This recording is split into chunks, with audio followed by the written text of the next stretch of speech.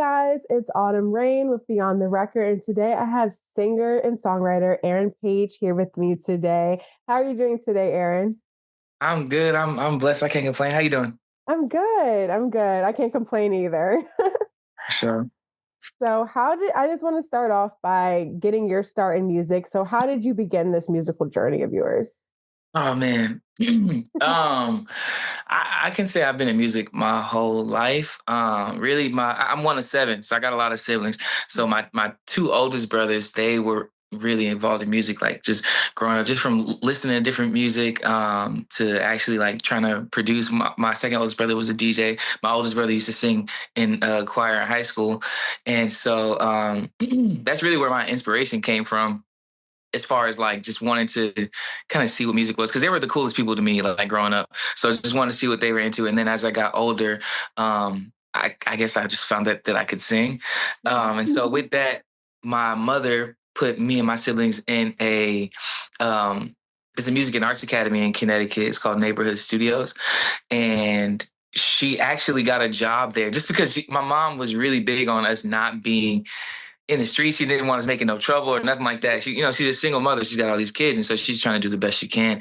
And so she puts us in this music and arts academy. She actually gets a job there, just so that she can kind of make sure that we're good in a sense, like pretty much. And so she always wanted to be around. She always wanted to be involved in what we did. And so, yeah, she puts us in the academy. And then that's really where I just fell in love with art and music and all of the above. And I was about 11 years old when I started going there, from like 11 to 14, because when I was 14, we moved to Texas. And so Oh, okay. from about 11 to 14 is really where I just like was just in this world of just learning what music really was and just listening to a whole bunch of different styles and genres and taking all these different classes at the school. And that's when I found out like this is what I want to do for the rest of my life. So like I've always been fascinated with music, but like if I could pinpoint a certain time in my life where the switch kind of flipped for me was at that school, and I was like, man, now this is what I want. No, I love that your mom was a part of that journey as well, because I think that's such a to have that type of support in the beginning Yeah, of that musical journey, because sometimes a lot of parents just like, I want you to do X, Y, and Z, and yeah, sometimes the arts don't get that much support, but to have your mom there is so awesome. I love that you did yeah. that. Yeah, nah, my mom is a superhero for sure. I look at her now, I'm like, damn, I don't know how you did half of what you did, especially with all these kids. But nah, she's definitely like, actually, I just had a release party too, and I had her like in the middle of the crowd with me and all that stuff. It was like a week ago. We just did this release party for the project, and I don't know, just kind of having sharing that moment where it was like definitely surreal, because there's so many different times where like we bump heads. You're a kid, you become a Yeah. teenager, you know, but yeah, nah, it was definitely amazing. She's definitely my superhero.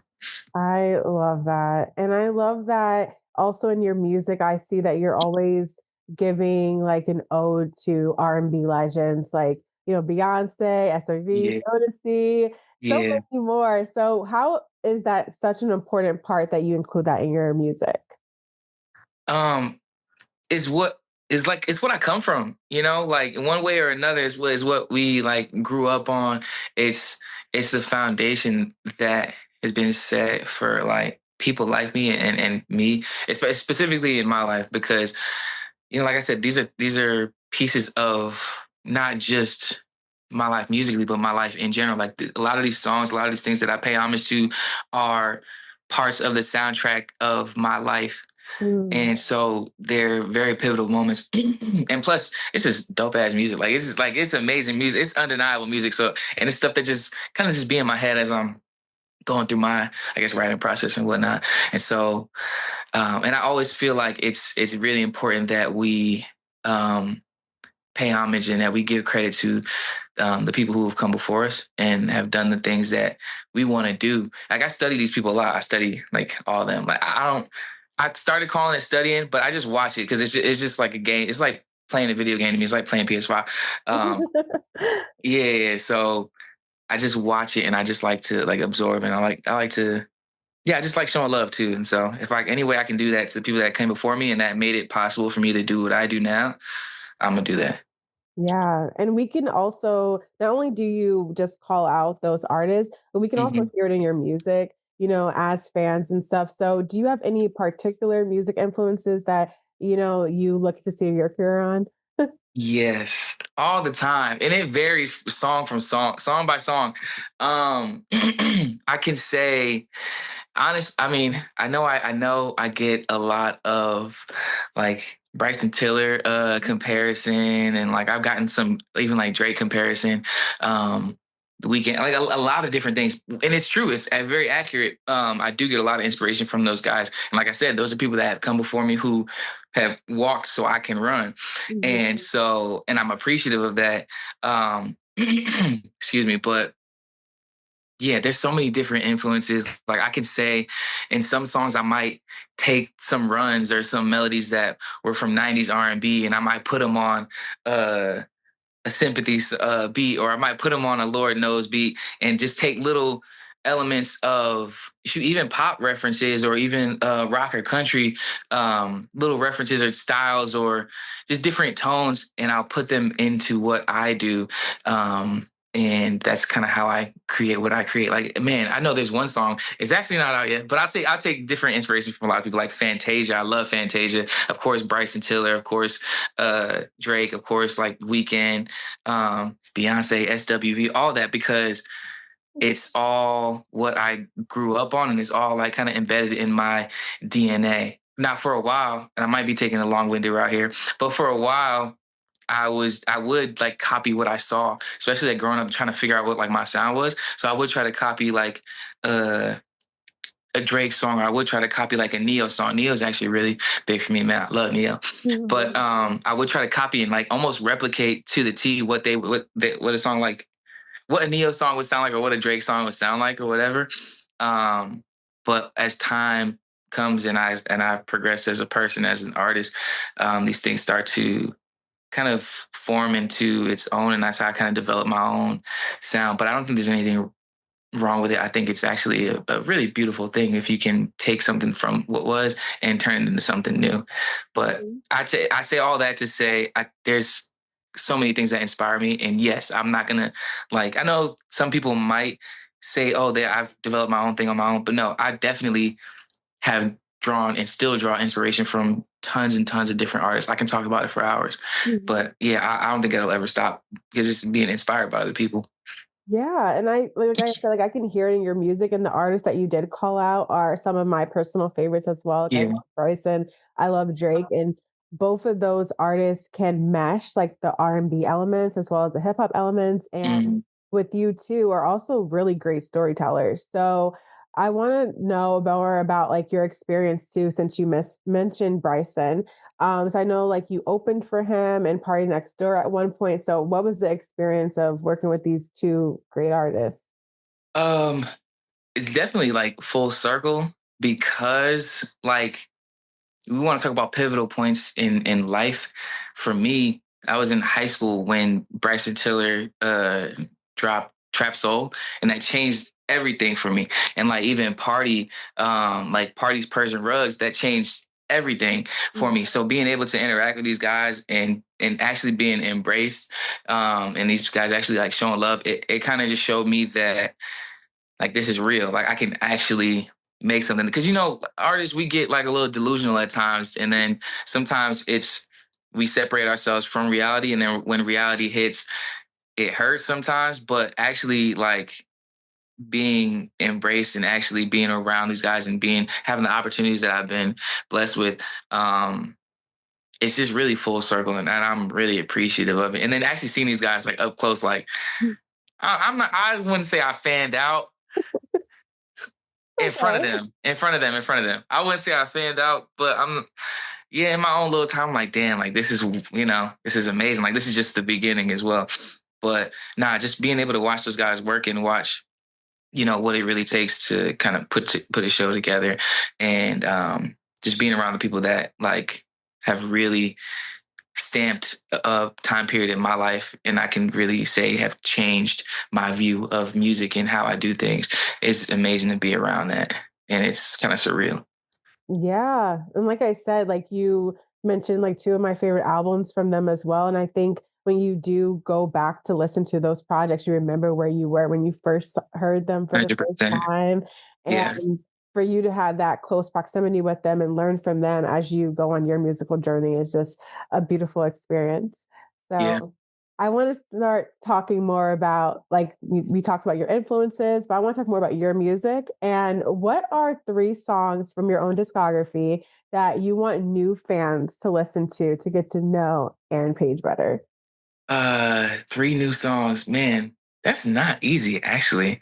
Three new songs. Okay, okay, bet. It can be new. It can be in your discography wherever you are. Yeah. Okay, I think the undisputed has to be Lord Knows. Has to be Lord Knows. That one, even the making of that song was really like special to me. It wasn't even like it was anything special happening in the session, but just the energy that kind of flowed when I made that. Yeah, for sure, Lord Knows.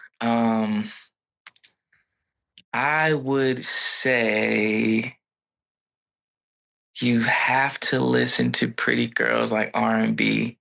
Yeah. Gotta listen to Pretty Girls like R&B. Pretty Girls, Lord Knows.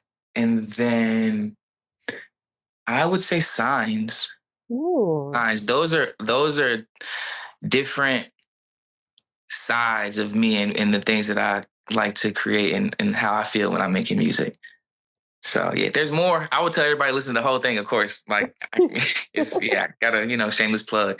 But yeah, I think off top, if I had to choose three, probably be those. Yeah, I'm gonna leave it at that. Cause yeah.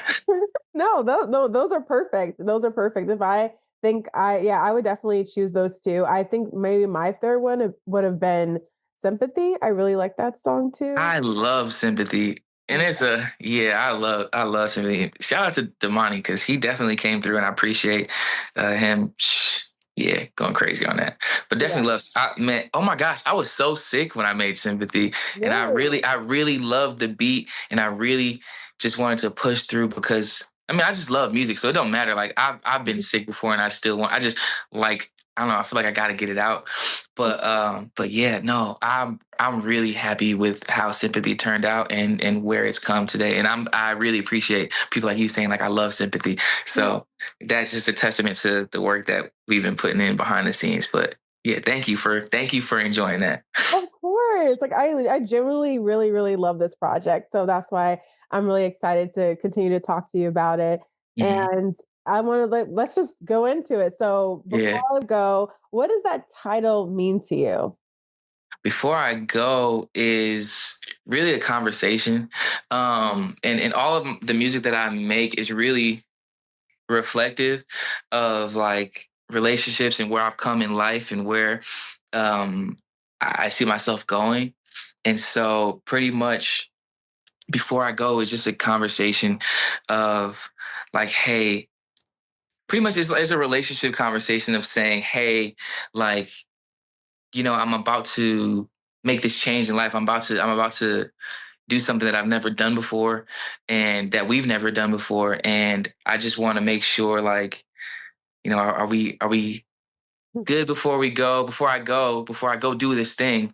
Um, are we okay? Or there's certain things that in relationships that you talk about, before I make this decision to kind of chase this dream or whatever. Like, are we good? Like, when I leave, are you still gonna be there when I get back? Like, I'll forever have your back. Are you gonna have mine? Or like some fun shit, like, we might be outside and this is the life that we're living now. Um, but it's definitely a conversation before I go. Just before I go and ascend off into this new version of myself. Um, will you still be there and are we still gonna continue to grow and really just morph and evolve in life as we know it? Oh, I like that explanation because I felt like when I first heard the title, it was, I don't know what I was gonna get when I heard the Yeah. album. And I feel like I definitely hear that throughout the songs in this. So Mhm. I love that. That was really dope. Thank you. Uh, you're welcome. Do you have your own favorite track on there? I feel like it's really hard to choose. Oh my gosh. Somebody just asked me this the other day. It is mad hard to choose. All right, let me think. Um, my favorite, My favorite might actually be all right. It's a tie. It might be a tie. Okay. Either For Real or On the Low. Okay. For Real because that gives a whole different vibe. That's just a completely different, and I like being able to put different elements of what I do into a song. And I think that I was able to get that off, like get that thought process, that energy off in that one. And then On the Low, I just love the R&B of it. I love the story of it. I'm actually impressed with myself. I listen to it. I'm like, damn, like I sang that. I don't know, but Yeah.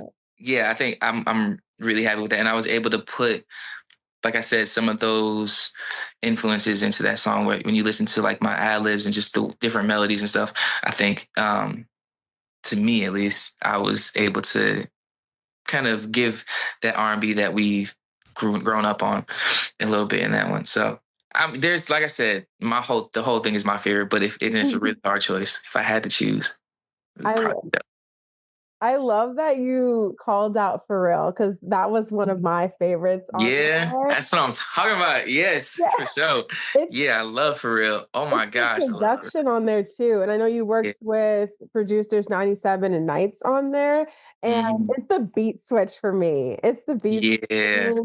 So, what was your experience like hearing that beat for the first time? When I heard it, all right. So in the beginning, it's all chill. It's like mellows like jazz playing, and so I'm Mhm. listening to it. I'm in the studio with my engineer, and I'm like, man, please be an R&B beat. Please be an R. Before the beat drops, please be an R&B beat. And it drops, and I'm like, damn, it's not R&B, but I was just feeling it. I don't know what type of like mode I was in because when I made it, it was like really me and the engineer in the studio, and so what's it called? I don't know. It really just happened. I can't really explain it. I was just feeling myself. I just wanted to pop it. Like I just wanted to talk my shit, like really.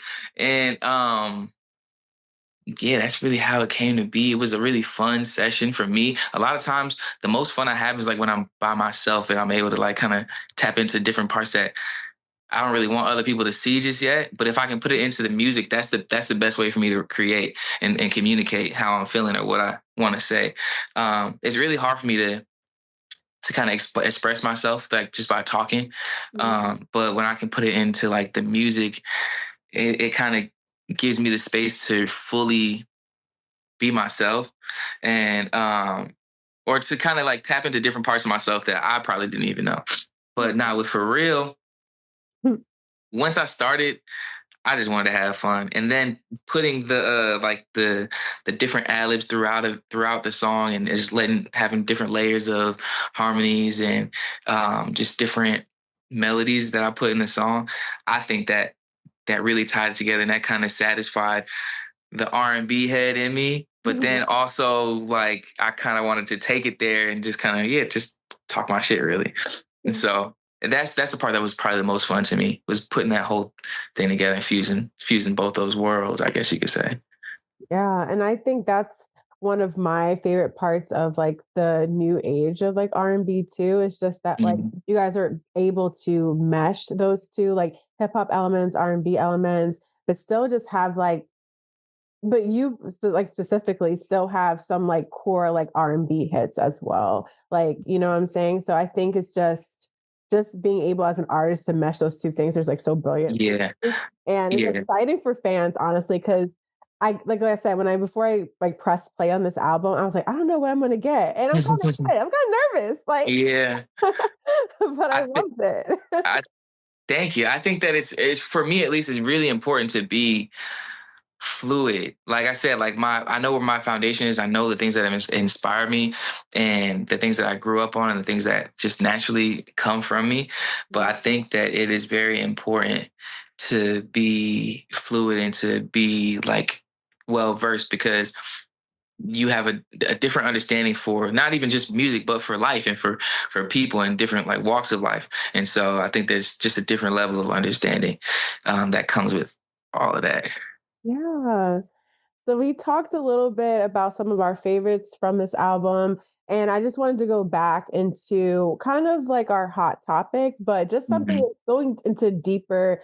a deeper sense of these songs that you have on this project. For example, like Lord Knows and Sympathy, I really like that there was like some yearning in these songs. So do you Yeah. think that is something that is missing from R&B right now? Missing. I would say there's some people that do kind of get vulnerable in R&B, Mhm.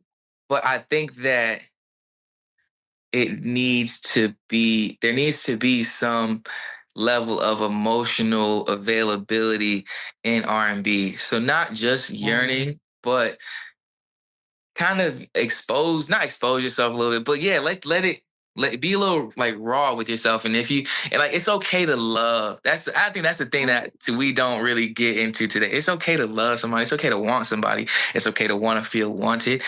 And I Mhm. think that that's the R&B that we grew up on. And I Yes. keep saying that we grew up on, but that was like even before that, like because R&B doesn't just have to be love songs and just doesn't have to be completely. But I think that if we allow ourselves to kind of, like I said, tap into like a deeper level of yourself and allow yourself to be more vulnerable, whether you want to pop your shit and talk it or you want to sing a love song. I think that Drake does that really well. Like he Yeah. allows himself to be vulnerable. And it's not even just about in a lovey-dovey way, but allowing yourself to be open.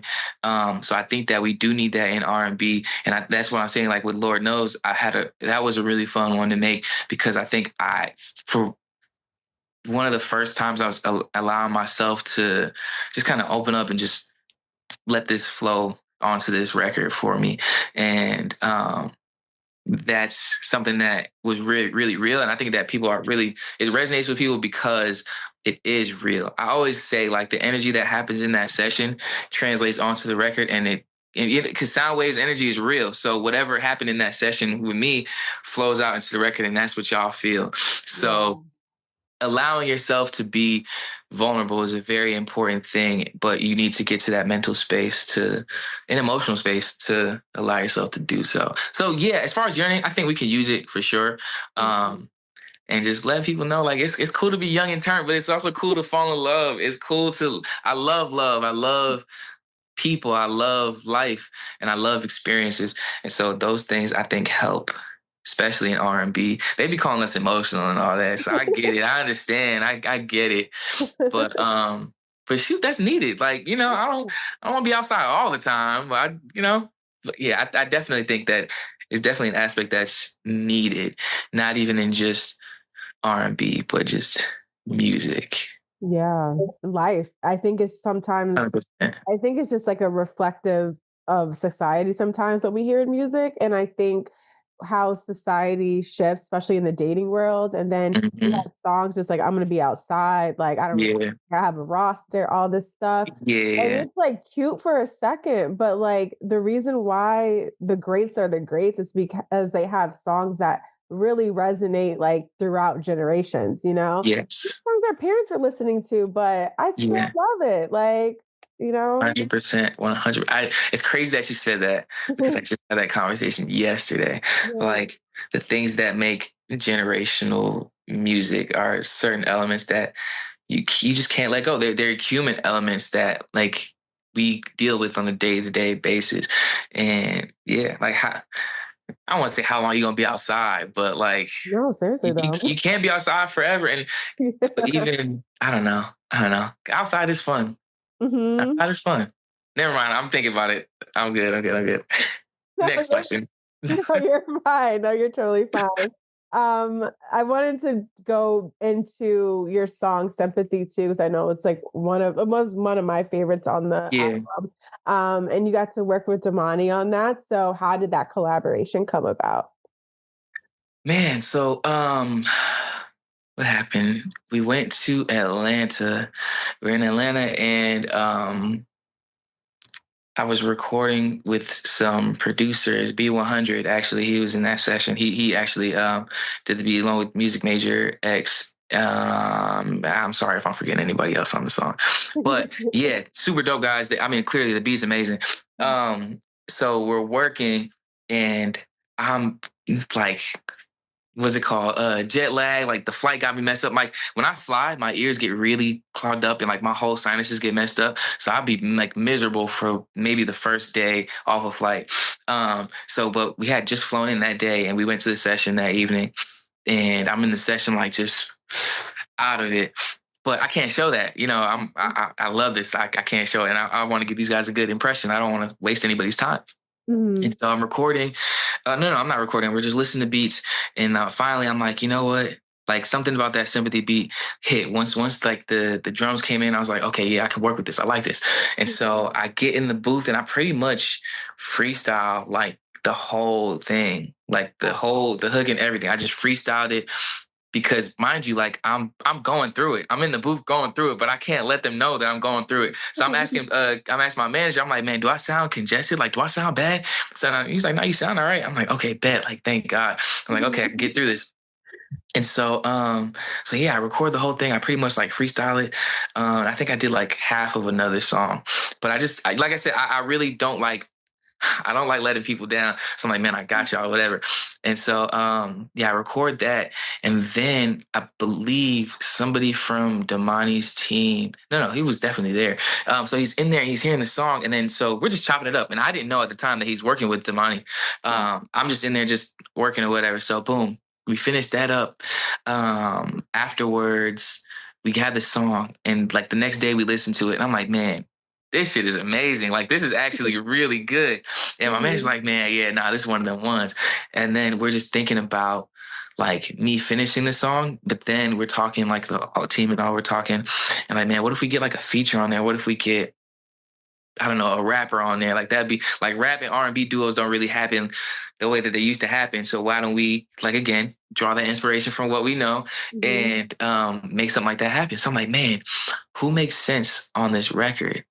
And so we're talking. And then finally, there's a couple options, but then Damani's name comes across. And so I had heard a little bit of Damani's music before, of course, but I took a deeper dive into his music and I was like, hell yeah. Yeah, this is the one. So come to find out, boom. So come to find out, my manager, Super Chris, comes in and he's like, hey, little do you know, I already got the contact to Damani, his team and all that. So we send the record over to them. And they're like, hell yeah, like we love the record, boom. So next time I came to Atlanta, Damani just pulled up. He did his verse in like 20 minutes, like 20 minutes. Came in, knocked it out. In the session, I'm like, this is one of them ones. Like, I know it, it's in my bones. And so, yeah, he came in, knocked it out. That was the song. And then, yeah, we just put our boots to the ground and laced them up and got it out. But I'm actually really happy that record came about. And I don't even know if I was feeling 100% that day, I don't even know if the song would be as good. Like, I don't think that I would have taken the extra mental leap to actually get it done. But I thank God for the ability to do it. But yeah, that's pretty much how it was. A sick AP and a willing Damani. No, I loved it because I think that you guys just like complimented each other like so well on that Yeah. song. So that's why it's one of my favorites. And like you said, just like going back to, having like rappers and R&B people just like collabing together and just making like timeless music. So that's why I really loved that track. So I know that you just released this album, but I'm going to ask this anyway. What can fans expect next from you? Like visuals, anything? Yes. We're working on some visuals right now. I'm gonna say which ones. I'm gonna let it be a surprise. I can't give away the whole little sauce. But yeah, we're definitely working on visuals. To some of my favorites. Man, if it was up to me, I would shoot everything. Like I would make, yeah. But yeah, we're definitely shooting visuals. I definitely I'm still working on music. I don't think I'll ever just stop working on music. So definitely expect new music. Praying sooner than later. I'm not gonna put no dates on it because I'm not gonna have nobody holding me to nothing. But definitely soon. Like this is just the beginning, and I think it's a great start. And but yeah, we're definitely still working on these records, getting visuals put out and put together. Maybe some dope little collaborations and partnerships coming soon. Hint, hint. But yeah, so that's pretty much it. And then, just be on the lookout for new music. Like keep everybody who's supporting me and just showing love, keep on doing that because that's what we need. And honestly, like we're literally coming from ground zero. Like I was at a point a year and a half ago where I had maybe like 1,000 monthly listeners and we were just trying to figure it out. And there was times where like there was a lot of doubt around my name. So no, we're just continuously working and I don't take the support for granted. Like I'm grateful every day that I wake up and I see people that repost my stuff. I was just in the gym the other day. I play basketball a lot. So I was in the gym the other day and after we finished hooping, the dude comes up to me. He's like, man, you look like that guy, Aaron Page. I'm like, well, that's me, brother. But nah, but that stuff makes my day, and that just, I'm very, very appreciative of it because I know where we come from, and I know, at least I have an idea of what it takes to make it to another level, and so I'm just appreciative, and this is not gonna stop. Like this isn't just for show. This isn't no fly by night type of thing. Like this is my life, and so yeah, definitely look forward to new music, new visuals, and all of that stuff because I want to. The same way that people pouring into me, I want to pour back into them. Yeah. No, I'm so happy because I think sometimes you get to a point where it's just like, I don't know if this is going to work, but I'm so happy that Yes, you kept going because, like I said, I really, really love this project and I know a lot of people can resonate with it. yeah, And lastly, where can everyone follow you to stay updated with all your new stuff? yeah. If you're looking for me on Instagram, TikTok, YouTube, all that cool stuff, who is Aaron Page? That's who is Aaron Page, and that's on everything. Nice. It was so nice speaking with you today. Likewise, thank you for taking the time. I appreciate it.